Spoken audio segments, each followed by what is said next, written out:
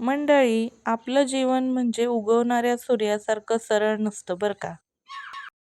कधी ढगांच्या आडून उजेड देखील शोधावा लागतो आणि काही वाटा आपण ठरवलेल्या देखील नसतात. तरी देखील आपल्याला त्याच वाटेतून जावं लागतं, त्याच वाटेवरून चालावं लागतं. मग असं म्हणून चालत नाही की त्या वाटेवर काटे आहेत, सावली आहे, ऊन आहे. असं असतं की आपल्याला त्या वाटेवरून जावंच लागतं. आपल्याला कुठं जायचं आहे हे आपल्याला माहीत नसतं, तरी पण पुढे जायचा प्रयत्न आपण करत राहिलंच पाहिजे. कारण तळ्यात साचलेलं पाणी हे तसंच राहतं, पण झरा छोटा देखील असेल तरी सुद्धा ते स्वतःचा मार्ग स्वतःच शोधून काढत असतो. आणि म्हणून तर म्हटलं जातं की आधी स्वतःला तुम्ही जिंका, मग सगळं आपोआपच जिंकलं जातं. सगळ्यांना दाखवत बसायचं नसतं, स्वतःला सिद्ध करायचं असतं. आणि तसेही आपले पूर्वज म्हणायचेच ना, ठेच लागल्याशिवाय माणूस चालायला शिकत नाही आणि जिभेला पोळल्याशिवाय माणूस फुकून प्यायलाही शिकत नाही. तसंच आहे मग आयुष्यातही, जिथे आपण ठेच लागून पडतो ना, तिथेच सांभाळून चालायची सुरुवात होते आयुष्यात आपली. मग ती पायाला असो नाहीतर मनाला असो. आणि म्हणून तर म्हणतात ना मंडळी, आनंद देणाऱ्या माणसाला आशीर्वादाचं व्याज मिळत राहतं. दुसऱ्यांना दुःख देणाऱ्या माणसाला तळतळाटीचे हप्ते भरावे लागतात बरं का मंडळी. त्यामुळे कोणाचं इतकं पण मन नाही दुखवायचं की ते आपल्याला आयुष्यभर तळतळाट देत राहतील. ज्या दिवशी तुम्ही स्वतःला जिंकाल ना, त्या दिवशी तुम्हाला हरवणारा या जगात दुसरं कोणीच नसेल. जसं की बघा आता, एकदम साधेभोळे दिसणाऱ्या तुकाराम महाराजांना पण लोक त्या काळी वेडे म्हणायचे. आणि जेव्हा शिवाजी महाराज त्यांच्या भेटीला जायचे, तेव्हा लोक त्यांच्याकडे आश्चर्यचकित होऊन बघायचे.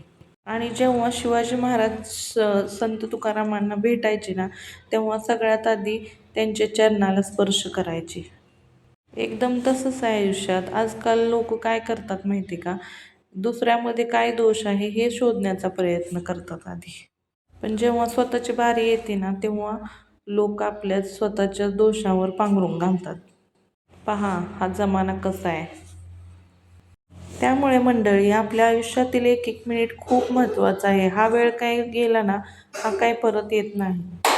आयुष्यामध्ये जन्माला आला आणि पाणी मागून मेला असं नाही करायचं. आपण काही ना काहीतरी करण्याचा प्रयत्न नक्कीच केला पाहिजे. आणि प्रत्येकामध्ये काही ना काहीतरी कला ही नक्कीच असते. त्याला वरती आणण्याचा प्रयत्न करायचा आणि आपलं काहीतरी का होईना आपलं छोटंसं स्टेटस आपण नक्की बनवायचं आयुष्यात येऊन. जन्माला आलोय म्हणल्यावर मरायचं तर सगळ्यांनाच आहे एक दिवस बरं का. पण काहीतरी करूनच मरायचं, असं नाही काहीच केलं नाही आयुष्यात येऊन आणि मेला म्हणायला. मरायचं तर सगळ्यांनाच आहे एक ना एक दिवस. आपण आपलं काम करत राहायचं. चार लोक काय बोलतील याकडे अजिबात लक्ष द्यायचं नाही. मंडळी, बोलणं सगळ्यांना येत असतं. कोणाची जीभ बोलते, कोणाचं पद बोलतं, कोणाचा हेतू बोलतो आणि कोणाचा पैसा बोलतो, तर कोणाची वेळ बोलत असते. पण देवासमोर फक्त व्यक्तीचं कर्मच बोलत असतं बरं का.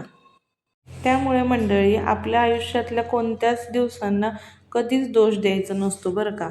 कारण चांगले दिवस चांगल्या आठवणी देतात, चांगले दिवस आपल्याला आनंद देतात. तसेच वाईट दिवस आपल्याला अनुभव देतात, त्यातून काहीतरी शिकवायला मिळतं, काहीतरी शिकवतात ते आपल्याला.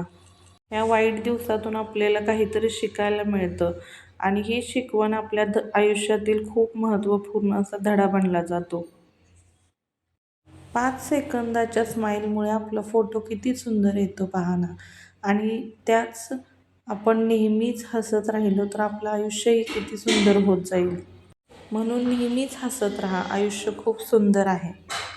म्हणूनच असं म्हटले आहे, प्रेमामध्ये वाद नसावा, संवाद असावा, राग नसावा, अनुराग असावा. जीव देणे नसावे, जीव लावणे असावे. तुझ्यासाठी काय पण नसावे, तर तू तिथे मी असे असावे. सुख म्हणजे काय असतं आयुष्यात येऊन, तर कालच्या दिवसाची खंत नसणे, आजचा दिवस आपल्या मर्जीने जगणे आणि उद्याची चिंता नसणे, यालाच तर खरं सुख म्हणतात. जसं की बघा ना, सूर्य मावळल्यानंतर घरट्याकडे परतणारी पाखरं सांगतात की आभाळ कितीही मोठं असलं तरी छोटंसं घरच आधार देत असतं. त्यामुळे कोणीतरी किती छान वाक्य बोललंय पहा. जमाने से ज़्यादा कमाने में ध्यान दो, मुसीबत में जमाना नहीं पैसा काम आएगा.